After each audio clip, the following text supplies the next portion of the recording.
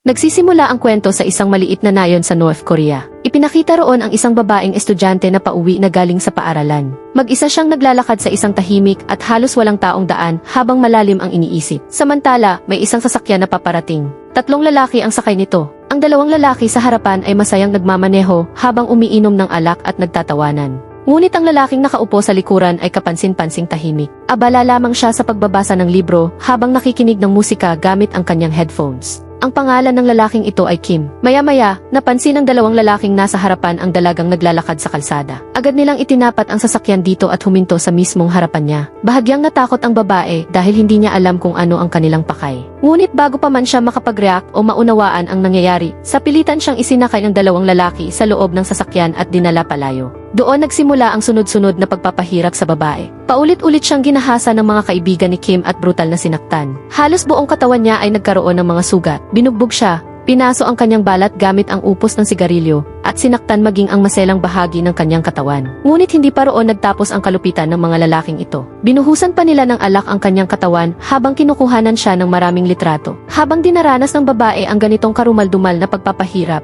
tahimik lamang na nakaupo si Kim sa isang sulok at pinapanood ang lahat na para bang nasisiyahan siya sa nangyayari. Pagkaraan, lumapit si Kim sa babae. Sa halip na magpakita ng emosyon, kalmado niyang hinaplos ang noo at ulo nito. Ngunit ilang sandali lang, gumamit siya ng manipis na kawad para sakalin ang babae hanggang sa tuluyan itong mawalan ng hininga at mamatay sa isang napakalupit na paraan. Habang naririnig ang desperadong sigaw ng babae, bago siya tuluyang mamatay, isang nakakikilabot ng ngiti ang lumitaw sa mukha ni Kim. Sa ekspresyong iyon pa lang, malinaw ng hindi ordinaryong tao si Kim at may napakadilim na bahagi ang kanyang pagkatao. Pagkatapos nito, ipinakita ang isang pulis na nagngangalang Dae-boom.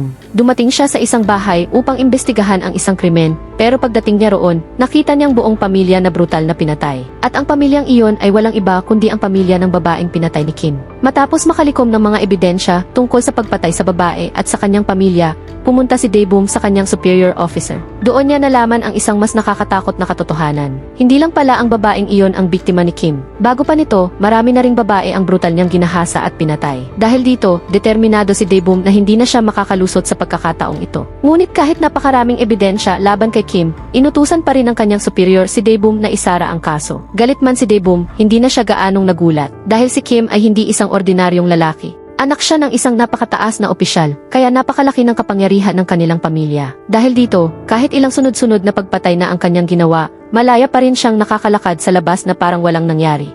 Hindi lamang isinara ng superior officer ang kaso. Sinuspinde rin niya si Dae-boom at ang buong team nito dahil sa patuloy nilang pagsisiyasat kay Kim. Bilang karagdagang parusa, inilipat silang lahat sa isang fertilizer farm. Lumipas ang 3 taon. Sa South Korea, ilang buwan ng sunod-sunod ang nagaganap na mga serial killing sa lungsod. Isa-isa nilang natatagpuan ang mga hubad na bangkay ng mga babae. Kahit patuloy ang mga pagpatay, wala pa ring makitang bakas ang mga pulis na maaaring magturo kung sino ang nasa likod ng mga krimen. Dahil dito, lalong tumindi ang pressure mula sa media at sa mismong police department. Umabot ito sa puntong hindi na kinaya ng head investigator ang bigat ng sitwasyon at napilitan siyang wakasan ang kanyang sariling buhay. Pagkatapos nito, napunta kay Chaido ang responsibilidad na imbestigahan ang kaso. Pero hindi tulad ng ibang pulis, kakaiba ang paraan niya ng pagtatrabaho. Sinabihan siya ng kanyang boss na sundin ang normal na proseso ng investigasyon. Ngunit malinaw ang sagot ni Ido. Kung gusto nilang mahuli ang killer, kailangan siyang bigyan ng kalayaan na hawakan ang kaso sa sarili niyang paraan. Wala nang ibang pagpipilian ang boss kaya pumayag ito. Agad na sinimulan ni Ido na suriin ang lahat ng files na may kaugnayan sa kaso. Doon ay nakakita siya ng ilang liham mula sa mga ordinaryong tao na nagbigay ng mga tip tungkol sa serial killer. Maingat niyang pinag-aralan ang bawat impormasyon na nakapaloob sa mga liham na iyon. Hanggang isang araw, isa na namang hubad na bangkay ng babae ang natagpuan sa isang bakanting lugar sa labas ng lungsod. Puno ng mga sugat ang buong katawan nito at malinaw na pareho ang paraan ng pagpatay. Bago siya pinatay, brutal din siyang pinahirapan at ginahasa. Batay sa post-mortem report, tulad ng mga naunang biktima, sinakal din ang babae hanggang sa mawalan ng hininga. Pero sa pagkakataong ito, may mahalagang bagay na nakuha ang mga pulis. Sa forensic examination, nakakita sila ng biological sample sa maselang bahagi ng katawan ng biktima na naglalaman ng DNA. Ibig sabihin, sa wakas ay mayroon na silang matibay na ebidensya laban sa killer.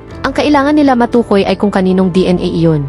Agad na inutusan ni Ido ang buong team na ikumpara ang DNA sa lahat ng kilalang kriminal at iba pang mga kahina-hinalang tao sa lungsod. Bukod dito, nagbigay rin siya ng karagdagang listahan ng mga taong kailangan nilang isailalim sa DNA matching. Ang listahang iyon ay kinuha niya mula sa mga lumang liham na naglalaman ng mga tip tungkol sa killer. Samantala, ipinakita naman ang 2 opisyal ng National Intelligence Service o NIS Pinapanood nila sa telebisyon ang balita tungkol sa sunod-sunod na serial killing. Ang dalawang opisyal ay sina Park at ang kanyang boss. Sa kanilang pag-uusap, agad na naging malinaw na alam nila kung sino ang posibleng nasa likod ng mga pagpatay. Dito lumabas ang isang sikreto. Halos 2 taon na ang nakalipas, gumawa ng isang kasunduan ang boss ni Park sa CIA ng Amerika. Ayon sa kasunduang iyon, 2 taon na ang nakaraan ay lihim nilang dinala sa South Korea ang isang high-ranking VIP mula North Korea, kasama ang 2 nitong kasama. Iisa lamang ang kanilang pangunahing layunin, protektahan ang VIP at kumuha ng mahahalagang impormasyon mula sa kanya. At ayon sa utos ng kanyang boss, si Park mismo ang nagdala sa VIP na iyon sa South Korea.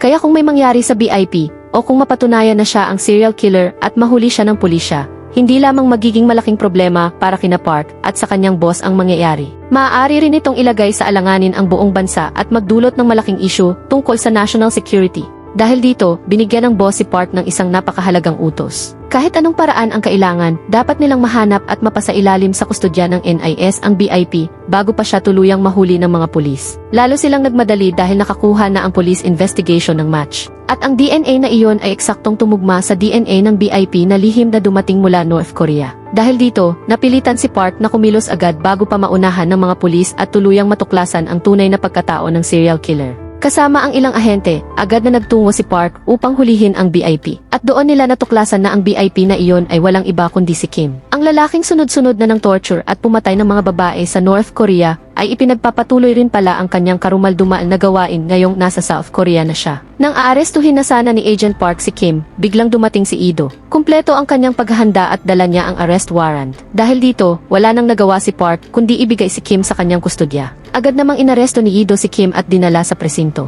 Tumawag si Park sa kanyang boss at ipinaalam na hindi nila nakuha si Kim. Naunahan sila ng mga pulis at naaresto na ito. Ngayon, kailangan nilang kumilos agad bago pa kumalat sa media ang balita tungkol sa tunay na pagkatao ni Kim. Kailangan nilang maayos ang sitwasyon bago ito tuluyang lumaki. Samantala, isang ahente ang nag-report kay Park na hindi pa rin nila natatagpuan ang 2 kasamahan ni Kim. Agad na inutusan ni Park ang lahat na hanapin ang 2 ito sa lalong madaling panahon. Sa kabilang banda, ipinakita ang 2 kasama ni Kim. May isang hindi kilalang lalaki na kumidnap sa kanila at kasalukuyan, brutal na pinapahirapan ang 2. Para bang ipinaparanas niya sa kanila ang parehong klaseng pagpapahirap na ginawa nila sa mga babaeng biktima, sunod-sunod na pananakit hanggang mapuno ng mga sugat ang kanilang katawan.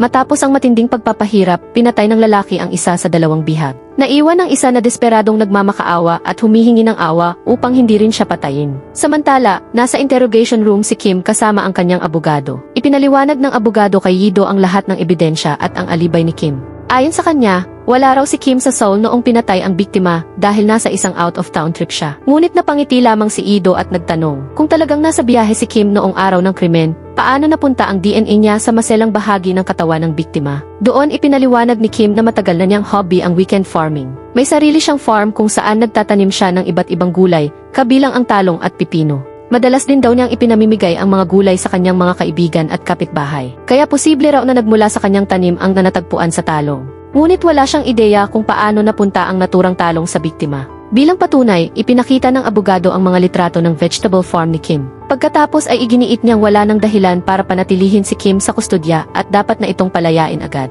Napansin naman ni Yido na nakangiti sa kanya si Kim na para bang sigurado itong makakalaya. Kaya sinabi ni Yido, ipagpatuloy mo lang ang ngiting iyan, Kim, dahil malapit nang matapos ang laro mo. Sinabi rin niyang ang binanggit lamang niya ay tungkol sa DNA at hindi niya kailanman sinabi na may kinalaman ang isang talong sa kaso. Pagkasabi nito, umalis siya.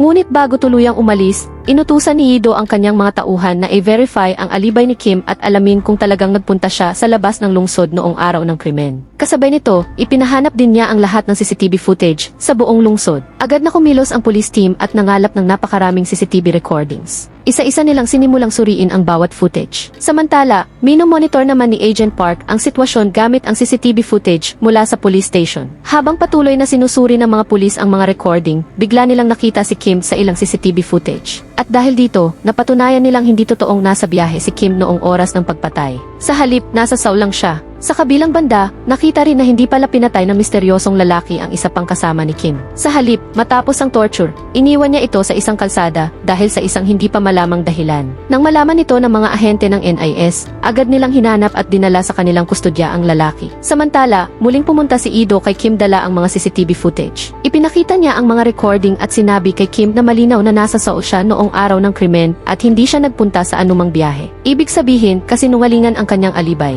Wala na siyang madaling paraan para makatakas sa kaso. Hindi na rin makaisip ng panibagong depensa si Kim at ang kanyang abogado. Ngunit sa kabilang panig, nalaman na ng pinuno ng NIS ang lahat tungkol kina Park at sa kanyang boss. Agad nilang inimbestigahan ang boss ni Park. Tinanong din ng NIS chief si Park kung bakit nakipagkasundo sila sa CIA nang walang approval mula sa kanilang sariling organisasyon. Sinabi niyang hindi kailanman basta ipinagkakatiwala ng Amerika sa South Korea ang isang BIP na tulad nito. Kaya bakit nila ibinigay si Kim? Hindi ba nila naisip kung bakit ganoon ang naging desisyon ng CIA? Ayon sa NIS chief, sobrang naging pabaya nila dahil hindi man lang nila sinubukang alamin ang tunay na pagkatao ni Kim. Alam ng CIA kung ano talaga ang uri ng taong si Kim. At iyon mismo ang dahilan kung bakit ipinasa nila sa South Korea ang isang BIP na may ganitong halaga bilang asset. Dahil si Park ang gumawa ng lahat ng ito ayon sa utos ng kanyang boss, siya rin ngayon ang kailangang mag-ayos ng buong problema. Kaya pumunta si Park sa boss ni Ido upang makipag-deal. Gusto niyang mapalaya si Kim. Ngunit tumanggi ang boss ni Ido. 7 babae na ang pinatay at napakalaki na rin ang pressure mula sa media at sa publiko. Doon nag-alok si Park ng isang solusyon. Sinabi niyang tutulungan niyang maresolba ang kaso sa pamamagitan ng pagbibigay sa kanila ng isang killer na maaari nilang ituro bilang tunay na salarin.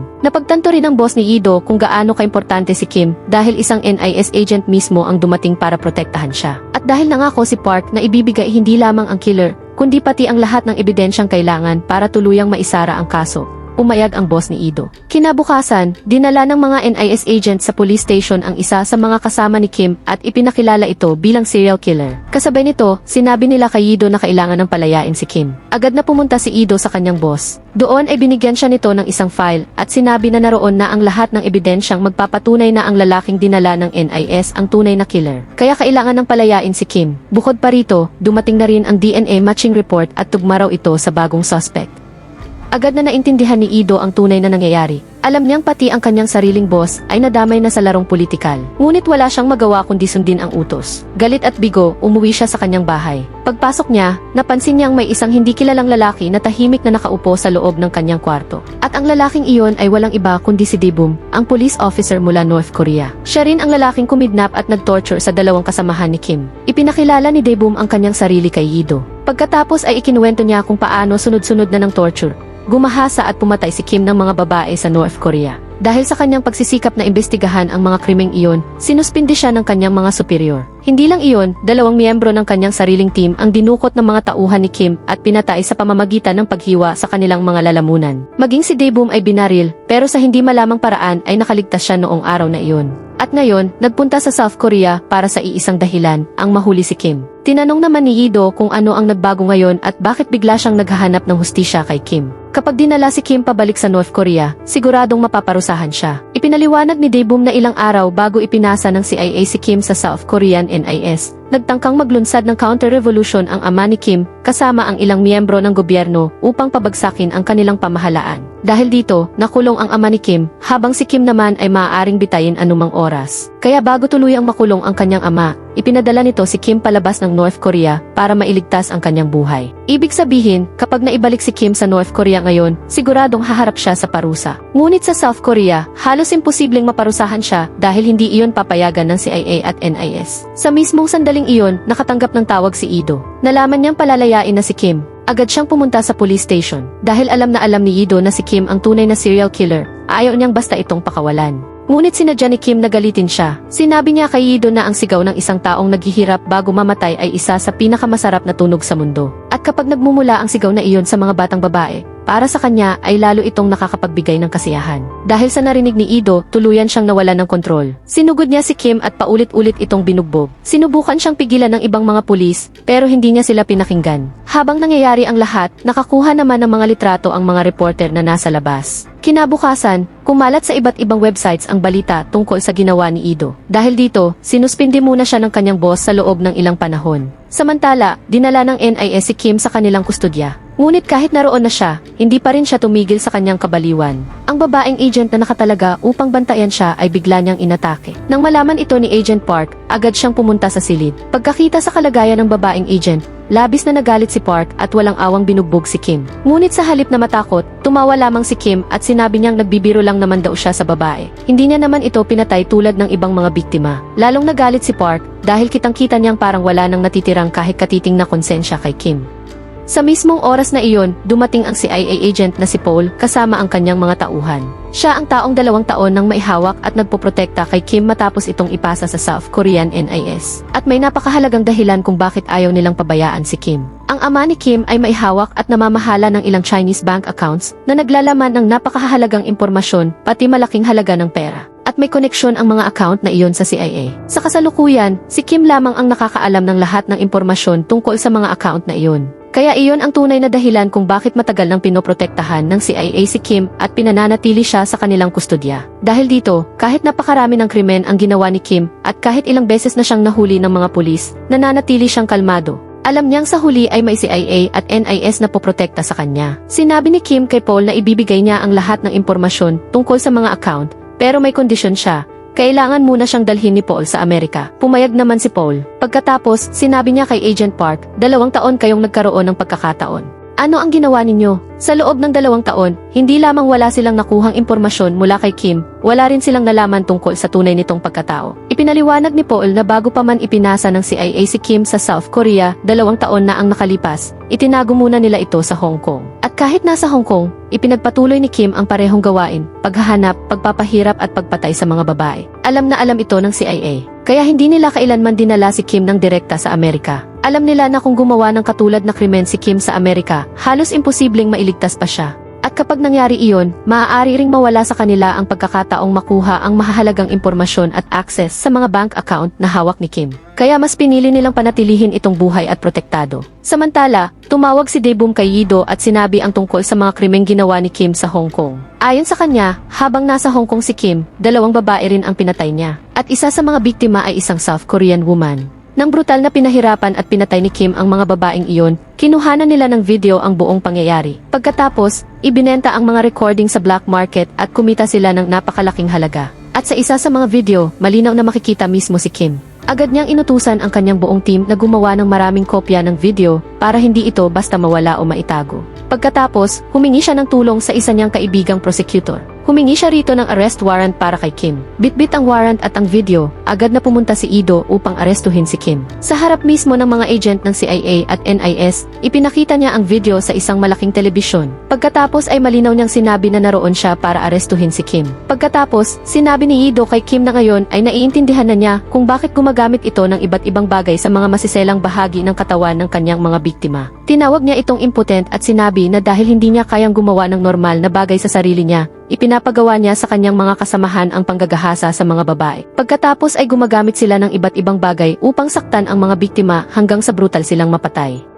Ngunit bago pa siya makagawa ng mas malala, tuluyan ng inaresto ng mga pulis si Kim at dinala siya sa kustodya. Samantala, tinanong ni Agent Paul si Park kung naisip na ba nila kung saan nanggagaling ang lahat ng impormasyong ginagamit ni Yi-do laban kay Kim. Pagkatapos, ipinakita ni Paul sa kanila ang larawan ni Dae-boom. Lumalabas na nasa Seoul mismo si Dae-boom at palihim na gumagala sa lungsod. Ngunit kahit na naaresto na ng mga pulis si Kim at dinala siya sa police station, hindi pinayagan ang mga ahente ng NIS at CIA na makapasok sa loob. Maya-maya, tumawag ang boss ni Yi-do at sinabi sa kanya na hindi lang siya ang sinuspinde. Pati ang buong team niya ay tinanggal muna sa kanilang tungkulin. Nang marinig iyon, tuluyan ng sumabog ang galit ni Yi-do. Pagkatapos, kinuha niya si Kim, isinakay ito sa isang sasakyan, at siya mismo ang nagmaneho habang dala ang serial killer na sa wakas ay nasa kanyang mga kamay na. Umalis si Yi-do at tumawag sa kaibigan niyang prosecutor. Sinabi niyang dinala na niya si Kim at pupunta siya sa opisina nito. Ngunit biglang umatras ang kanyang kaibigang prosecutor dahil nakatanggap din ito ng matinding pressure mula sa mga nakatataas para hindi na ituloy ang kaso. Dahil sarado na ang lahat ng posibleng paraan para mapanagot si Kim, wala nang ibang pagpipilian si Yi-do, kundi ang ipasa siya sa CIA. Dumating doon ang mga agent ng CIA at NIS. Lumapit si Agent Park kay Yi-do at sinabi niyang alam niyang si Dae-boom ang nagbibigay sa kanya ng lahat ng impormasyon. Pati ang mga tip na dati nang natatanggap ng police department ay si Dae-boom mismo ang nagbigay. Ngunit may isang bagay na kailangang malaman ni Yi-do. Bakit ba talaga ginagawa iyon ni Dae-boom? Ipinaliwanag ni Park na si Dae-boom ay isang pulis na tumakas mula North Korea. At para makabalik siya roon, iisa lamang ang paraan na mayroon siya. Kailangan niyang dalhin si Kim pabalik sa North Korea. Hindi raw talaga niya gustong dalhin si Kim roon para lamang sa hustisya o para maparusahan ang kriminal. Ginagawa niya iyon dahil gusto niyang iligtas ang sarili niyang buhay. Sinabi ni Park kay Yido na nagawa na niya ang kanyang trabaho bilang pulis. Kaya pinakamabuti na raw na ibigay na niya ang halimaw na si Kim sa CIA. Sa ganitong paraan, kahit papaano ay mapoprotektahan ang mga babae sa South Korea mula sa kanya. Tinanong naman ni Ido, wala bang mga babae sa Amerika? Tahimik na sumagot si Park na problema na raw iyon ng Amerika. Dahil wala nang ibang pagpipilian, napilitan si Ido na ibigay si Kim sa mga ahente. Ngunit sa mismong sandaling iyon, nakakuha si Kim ng baril mula sa isang CIA agent at bigla niyang binaril ng maraming beses si Ido. Pagkatapos, parang walang nangyari, muli siyang humiti at kusang sumuko. Nagmamadaling isinakay ng mga CIA agent si Kim sa kanilang sasakyan at agad silang umalis. Hindi na ito nakayanan ni Agent Park. Gusto niyang maparusahan ang halimaw na ito, kaya sinundan niya ang kanilang sasakyan. Biglang dumating si Dae-boom sakay ng kanyang sasakyan at sadyang binangga ang sasakyang kinasasakyan ni Kim. Pagkatapos ay hinila niya si Kim palabas at marahas itong kinalagkad papunta sa kanyang sariling sasakyan. Nakatayo lamang si Agent Park at pinapanood ang lahat. Kung gugustuhin niya, kaya niyang patayin silang dalawa. Ngunit hindi niya ginawa iyon dahil alam niyang kapag nadala ni Dae-boom si Kim sa North Korea, mapaparusahan din siya roon. Kaya hinayaan niyang umalis ang dalawa. Sumakay si Dae-boom sa isang bangka kasama si Kim at nagtungo sila patungong North Korea. Samantala, sinabi ng boss ni Agent Park na ilang araw lamang ang nakalipas ay muling nakakuha ng kapangyarihan sa North Korea ang ama ni Kim. Ibig sabihin, kung papasok si Dae-boom sa North Korea kasama si Kim, hindi lamang niya mapaparusahan si Kim, maaari ring hindi na siya makalabas ng buhay. Labis na nagulat si Agent Park nang marinig iyon. Samantala, ipinakita si Dae-boom na sa wakas ay hawak na si Kim. Isa-isa niyang tinatapon sa dagat ang mga litrato na naging biktima ni Kim, na para bang ipinagdiriwang niya ang kanyang tagumpay. Ngunit wala siyang kaalam-alam na nasa kamay na muli ng ama ni Kim ang kapangyarihan sa North Korea. Bigla niyang nakita si Kim na may hawak na baril at nakatayo sa kanyang harapan. Bago pa man siya makagawa ng anumang hakbang, binaril siya ni Kim at tuluyang pinatay. Samantala, dahil sa lahat ng naging aksyon ni Agent Park, inalis siya sa kanyang posisyon sa headquarters at inilipat sa field. Ibig sabihin, kailangan na niyang magtrabaho mula sa ibang bansa. Ngunit bago siya umalis, nagpunta muna siya upang bisitahin si Ido. Matapos tamaan ng napakaraming bala, patuloy na nakikipaglaban si Ido para sa kanyang buhay at hindi alam kung makakaligtas siya sa koma. Hindi rin alam kung makakabangon pa ba siya at tuluyang gagaling. Lumipas ang ilang taon, ipinakitang nagtatrabaho na si Agent Park sa iba't ibang bansa at sa pagkakataong ito, pumunta siya sa Hong Kong upang makipagkita kay CIA Agent Paul. Tinawag siya ni Paul dahil mayroon itong bagong misyon para sa kanya. Pagkikita nila, sinabi ni Paul na kailangan niyang makapasok sa isang gusali at mailabas ang isang tao roon habang nilalagpasan ang lahat ng mga gwardiya. Para sa misyong iyon, binigyan siya ni Paul ng baril. Agad na nagtungo si Agent Park sa hotel. Isa-isa niyang pinabagsak ang mga lalaking nagbabantay sa hagdan. Pagkatapos ay pumasok siya sa silid at nilinis ang lahat ng humarang sa kanya. Ngunit ang taong inutusan ni Paul na ilabas niya ay walang iba kundi si Kim. Nang makita ni Kim si Agent Park, natuwa pa siya. Alam niyang kahit anong mangyari, hindi siya sasaktan ni Park dahil may CIA na palaging handang protektahan siya. Ngunit sa pagkakataong ito, tuluyan ng masisira ang maling paniniwala niya. Bago pa man makapagsalita si Kim, diretsong binaril ni Park ang kanyang isang paa. Doon lamang siya natigilan at napagtanto na seryoso si Park. Sumigaw si Kim at sinabi, nakalimutan mo ba kung gaano ako kaimportante? Ngunit sa halip na umatras, binaril ni Park ang isa pa niyang paa. Napasigaw si Kim sa matinding sakit. Sinubukan niyang gamitin ang pangalan ni Agent Paul at sinabi niyang gusto niyang makausap ito. Sinabi niya, iisa lang ang gusto ko. Bahagyang natuwa si Kim at tinanong kung ano iyon. Sinabi niyang kaya niyang ibigay ang lahat. Ngunit ang sagot ni Park ay simple, ang gusto ko ay mamatay ka. Ngunit hindi siya pinansin ni Park at isa pang bala ang pinakawalan niya sa pagkakataong ito ay tumama sa balikat ni Kim. Pagkatapos nito, itinapat ni Park ang baril sa mukha ni Kim. Hinila niya ang gatilyo at tuluyang pinatay ang halimaw na matagal nang nakaligtas dahil sa kanyang kapangyarihan at koneksyon. Pagkatapos, kumuha si Park ng kutsilyo at lumabas ng hotel. Bumalik siya kay Agent Paul at iniabot ang bag. Sinabi niyang naroon na ang bagay na ipinapakuha sa kanya. Nang buksan ni Paul ang bag, nagulat siya nang makita ang pugot na ulo ni Kim. Galit na galit si Paul at tinanong si Park kung ano ang ginawa niya. Sinabi niyang alam ba nito kung gaano kalaking pagkakamali ang ginawa niya. Ngunit kalmado lamang na sumagot si Park. Sinabi niyang tinawag sila ni Paul na mga tanga. Pero sa totoo lang, si Kim ang matagal nang niloloko ang buong Amerika. Ginamit lamang ni Kim ang CIA para sa sarili niyang proteksyon. Wala siyang anumang mahalagang impormasyon na hawak. At kahit mayroon man siyang impormasyon, paano nila naisip na basta papayagan ng China na makuha nila iyon? Ipinaliwanag ni Park na inalis na ng China ang pera at mga dokumento mula sa lahat ng Chinese accounts na konektado sa ama ni Kim. Kaya kahit anong gawin nila, hindi na nila makukuha ang mga iyon. At kung tatawagin pa siya ng CIA para gumawa ng isa pang trabaho para sa kanila, siya mismo ang papatay kay Paul. Pagkasabi nito, umalis si Agent Park at iniwan si Paul. At dito nagtatapos ang pelikula. Thanks for watching. I-like mo na ito at mag-subscribe para sa marami pang recap.